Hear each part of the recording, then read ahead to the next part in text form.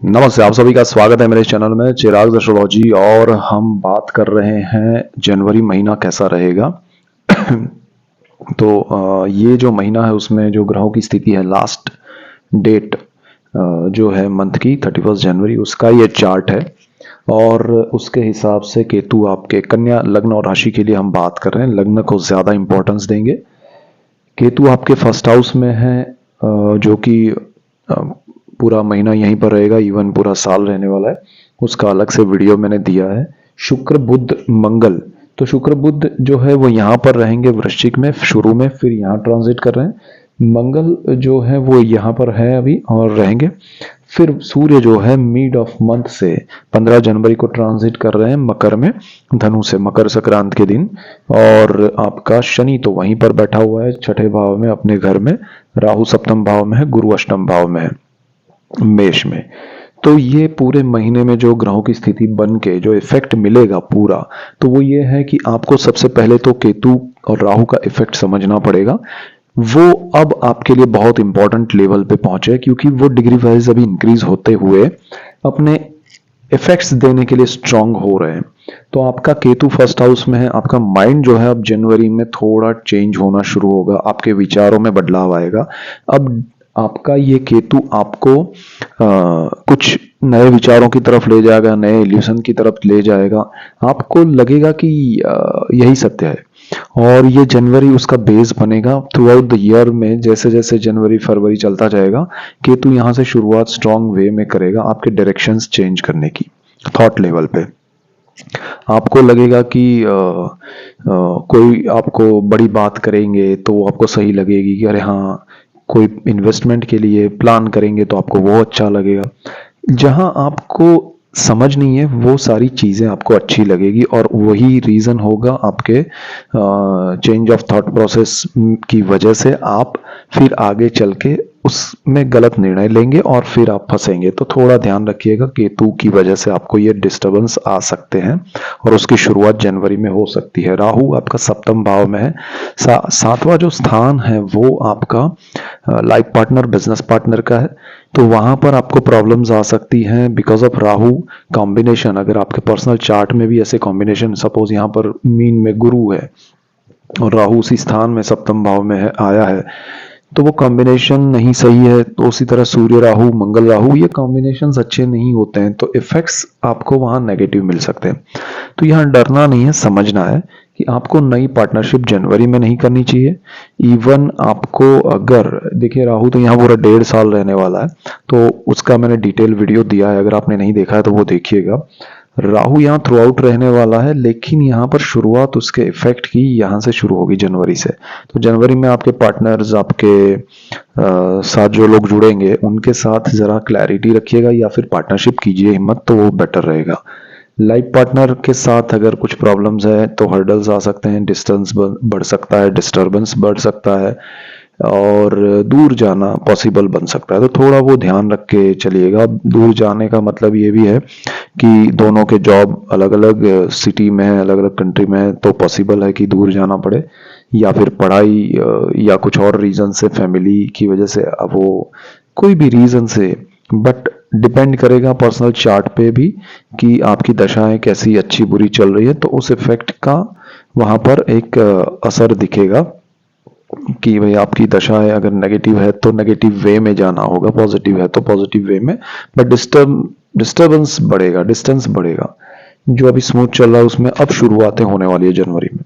और बिजनेस में पार्टनरशिप ना करें तो उसमें क्लैरिटी रखें, और की है ऑलरेडी तो वहाँ हो सकता है डिस्प्यूट्स क्रिएट होंगे, तो वो थोड़ा क्लैरिटी कीजिएगा, अदरवाइज प्रॉब्लम्स आएंगे और जनवरी से शुरुआतें होंगी। शुक्र मंगल बुध का जो कॉम्बिनेशन वो यहाँ बन रहा है, मंगल थर्ड हाउस लॉर्ड है आपका। मंगल का कॉम्बिनेशन अच्छा है विदेश में। और आपका साहस पराक्रम जो है वो यहाँ पर अच्छा हो रहा है। सूर्य आपका यहाँ पर आधा महीना रहने वाला है। तो ये जो कॉम्बिनेशन है फोर्थ हाउस में, सुख में वृद्धि करने वाले और गुरु की दृष्टि में आने वाले हैं। तो ओवरऑल अगर आपको प्रॉपर्टी से कहें तो बेनिफिट है, ज़मीन, मकान, वाहन, माता से आपको अच्छे रिजल्ट्स मिलेंगे। प्रॉपर्टी रिलेटेड आपके काम अटके हुए तो हो जाएंगे। आपके जीवन में अगर दूसरे कोई प्रॉब्लम्स है जिसकी वजह से आपको स्ट्रेस लग रहा है तो वो दूर हो जाएंगे, क्योंकि बुध यहाँ पर गुरु की दृष्टि में आ रहा है। आपकी कुंडली का मालिक है लग्नेश है और अच्छी स्थिति में है। दशम भाव का भी मालिक है मंगल, भी आपका गुरु के घर में, गुरु मंगल का यहाँ परिवर्तन योग अच्छा मिल रहा है आपको। सो यह सारी सिचुएशन आपके लिए अंडर कंट्रोल है। सूर्य आधा महीना यहाँ रहेंगे, मिड ऑफ मतलब 15 जनवरी तक, उसके बाद यहाँ जाएंगे, भले वो मकर में जाएंगे लेकिन उनकी स्थिति अच्छी है। तो ओवरऑल आपके लिए बेनिफिशियल है सुख भाव, और उसमें जॉब का स्थान जो है वो 6th हाउस है, उसका मालिक भी वहाँ है शनि और कारक भी है, लेकिन शनि उतना नेगेटिव यहाँ पर नहीं है। बुध कर्मस्थान का मालिक है, तो जॉब में और बिजनेस में आपके लिए बढ़ोतरी होगी, अच्छे रिजल्ट्स मिलेंगे, इंक्रीमेंट मिलेंगे। अगर पोजीशन वाइज आपका सुख भाव अच्छा है, चतुर्थ भाव जमीन मकान का है, प्रॉपर्टी का है, आपको अगर शिफ्ट करना है, स्विच करना है अपना कोई भी जॉब वगैरह, तो ये समय में मिड ऑफ जनवरी के बाद अच्छे आपके लिए पॉसिबिलिटीज क्रिएट होंगी और प्रमोशन इंक्रीमेंट के योग भी बन रहे हैं।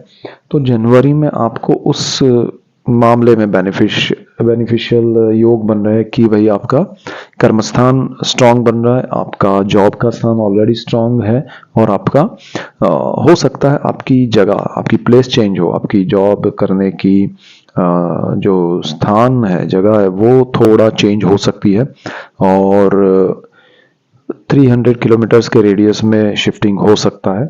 दूसरा, यहाँ पर जो लोग विदेश जाना चाहते हैं, चाहे वो स्टूडेंट्स हैं, हाउस वाइफ है, या फिर जॉब कर रहे हैं, बिजनेस कर रहे हैं, कोई भी है, तो उनके लिए विदेश जाने में थोड़ा ध्यान रखना ये पड़ेगा कि आपको सही लग नहीं रहा है आपको एक, क्योंकि सूर्य आत्मा का कारक है और आपका विदेश का मालिक है। इंटरनली आपको ऐसा लग रहा है कि ये मैं जा तो रहा हूँ या जा रही हूँ, बट मुझे यहाँ नहीं जाना चाहिए या सही नहीं लग रहा है, तो वहां पर आप रुक जाइएगा। अदरवाइज आपको वापस आके सही दिशा तो पकड़नी ही पड़ेगी।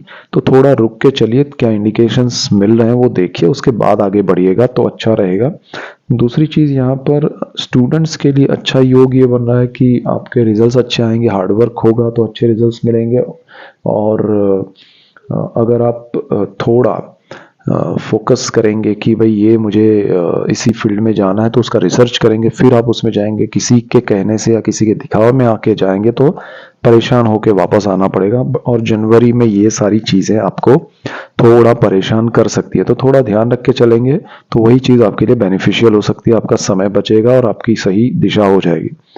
तो ये सारी चीजें हैं। मीनवाइल गुरु आपका अष्टम भाव में है। अष्टम भाव जो है वो पैतृक संपत्ति का है, पितरों का है, गुप्त विद्या, गुप्त रोग, गुप्त धन का है, और उसमें गुरु आपको सपोर्ट कर रहा है। अगर कोई पेरेंटल प्रॉपर्टी में डिस्प्यूट चल रहे हैं तो उसके अच्छे रिजल्ट्स आपकी फेवर में आएंगे, और उसमें ऑलरेडी अगर कोई अटका हुआ है कोई चीज, तो उसके भी सॉल्यूशंस आके आपको रिजल्ट्स मिल जाएंगे और आपको प्रॉपर्टी से बेनिफिट होगा।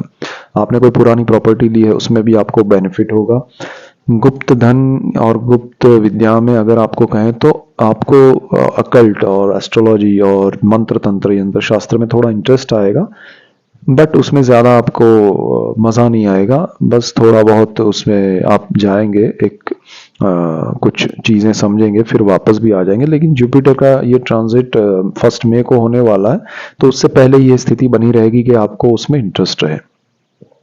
गुरु आपको घर दिला सकता है। आपके प्रॉपर्टी के प्रॉब्लम्स, चाहे पेरेंटियल हो या आप खुद खरीदना चाहते हैं, डेफिनेट अच्छी प्रॉपर्टी के योग बन रहे हैं तो आप प्रॉपर्टी परचेज करेंगे। ये 3-4 महीने तो अच्छे हैं, और जनवरी में अच्छे योग बन रहे हैं, शुरुआत हो रही है, तो आपके लिए अच्छा समय है ओवरऑल। और कोई चिंता मत कीजिए। शनि यहाँ पर 6ठे भाव में है। रोग, शत्रु और ऋण की बात करें तो वहां पर आपके लिए कोई नेगेटिव ऐसा कुछ नहीं है। अगर आपको कोई रोग या तकलीफ हो रही है तो उसका सॉल्यूशन कराएं, क्योंकि वो इंडिकेशन है कि भाई ये ठीक करा लो, और कुछ डरने की बात नहीं है।